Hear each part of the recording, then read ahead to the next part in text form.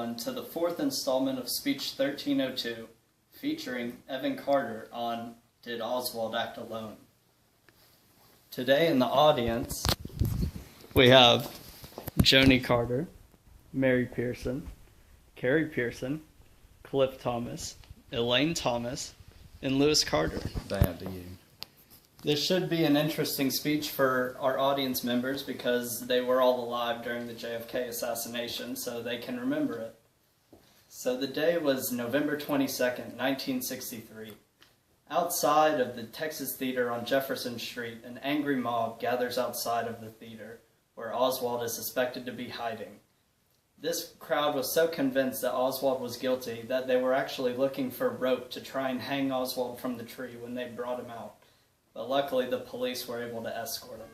Today in our audience, Mary Pearson, her father was actually an Associated Press photographer and was able to take the first picture of Oswald after the assassination. Now, I've become very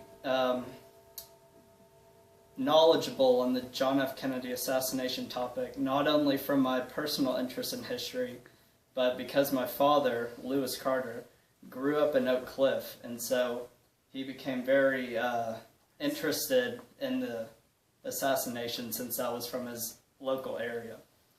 I think that's important that everyone in the audience knows the truth about the assassination because currently, according to a 2013 Gallup poll, over 61% of Americans currently think that there was another individual who acted with Oswald.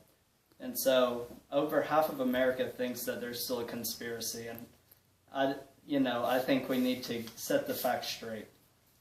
And also, since it's the 50th anniversary a little while back and it's such an important day in history, I think that we all need to appreciate the facts and what actually happened. So after reviewing the historical, forensic, and circumstantial evidence surrounding the assassination, I'm fairly confident that Oswald acted alone in this assassination.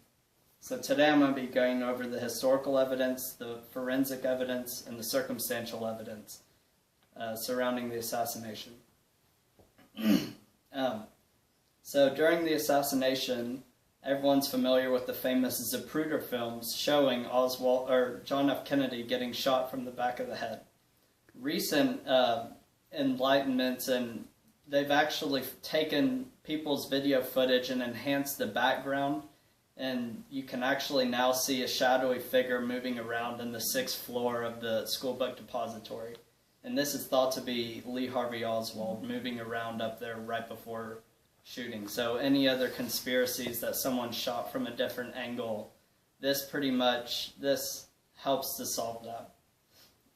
The forensic evidence, this is some of the most compelling evidence for me, is back when I was in high school, my junior year, I was actually lucky enough to be able to hear a guest speaker at our school who was actually the last surviving doctor who worked on John F. Kennedy.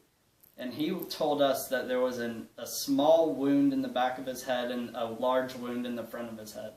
And this doctor is a reliable source because he was actually the person standing behind John F. Kennedy holding his brain into his head while they worked on his chest. And so this is concurrent with exploreforensics.com, which is a forensic medicine enthusiast website. And they say that the entrance wound is normally smaller than the exit wound. So this would concur that he was shot from the back right of the head and the bullet exited out of the front.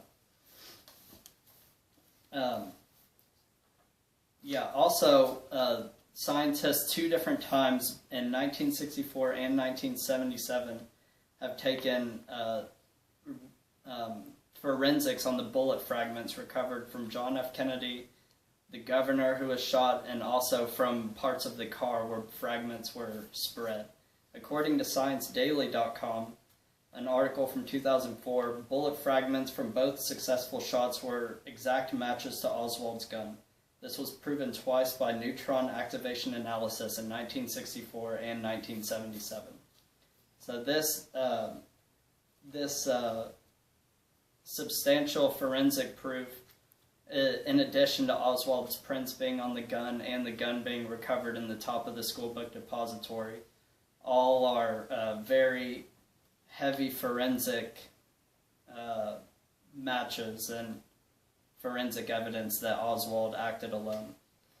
The circumstantial evidence is some of the most convincing evidence is Oswald didn't even have the job at the school book depository until only a couple months before, and how he got that job was through Marina Oswald's lady she was living with's husband, and Oswald had never even met this guy, and a few months before the assassination, this complete stranger to Oswald hooked him up with this job at the school book depository. And so there's no way that Oswald could have known this far in advance the exact presidential route, and there's no way he could have planned it that far in advance. So this is proof that he just woke up one day and decided to shoot the president. So this coincidental evidence is pretty, there's no way that the mob could have gotten JFK to, or could have gotten some big conspiracy to kill JFK. This is a classic lone wolf assassination. Now today, we've talked about the historical evidence, the forensic evidence, and the circumstantial evidence. I hope that everyone in the audience believes that Oswald acted alone, because I'd hate for y'all to be part of the 61% that thinks that it was a conspiracy. Now, on a parting thought, I'm under the belief that John F. Kennedy probably wouldn't be as popular today had he not been assassinated. Right before the assassination, the reason that he was riding in an uncovered limo is because he was so unpopular that he was actually quoted saying to his Secret Service, "Right now I couldn't get elected dog catcher. And so if I shun myself from the people, that's not going to help me at all." And also, when he got off the plane, there was a friendly crowd, but behind that friendly crowd were people waving Confederate flags and jeering him. And also, the day before the assassination, the Dallas Republican Club distributed flyers in the Dallas Morning News reading "Wanted for Treason, John F. Kennedy." So everyone remembers John F. Kennedy as the fun-loving guy, but I tend to remember him in life as the person who had many affairs and was a really hated politician until he died. So thank you for all of your time today, and I hope that y'all learned something new about the JFK assassination. Thank you.